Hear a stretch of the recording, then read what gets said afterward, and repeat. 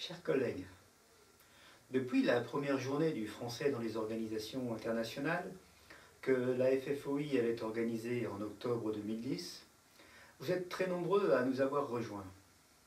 Cependant, la majorité d'entre vous n'a pas ou peu été sollicitée après son adhésion. Je voudrais donc m'en expliquer avant d'aborder d'autres sujets. Les objectifs de la FFOI sont ambitieux. Nombreux sont ceux qui pensent que la bataille de la diversité linguistique, culturelle et conceptuelle est déjà perdue et qu'il faut l'accepter.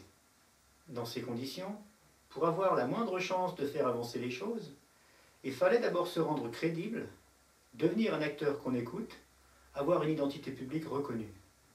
Sans cela, toute action était vouée à l'échec.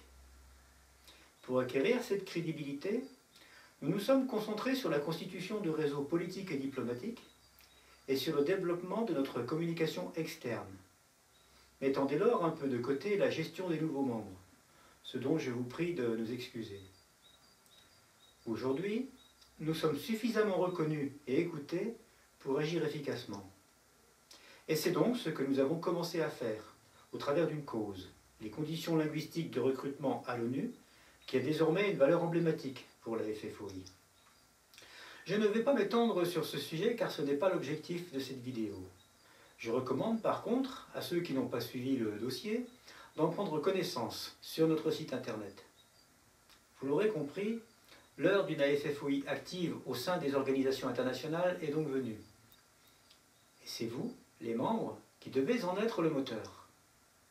Pour vous aider à lancer des actions de terrain, nous allons sous peu vous envoyer un document qui décrira en quelques pages les différentes possibilités d'intervention et le soutien que nous pouvons vous apporter.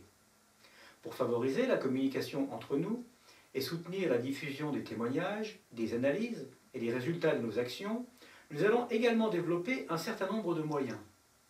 Nous allons créer un bulletin électronique d'information mensuel, nous allons mettre en ligne TV AFFOI et nous allons utiliser la publication d'articles dans les versions électroniques de grands quotidiens nationaux et internationaux. Ces services seront bien sûr à votre disposition.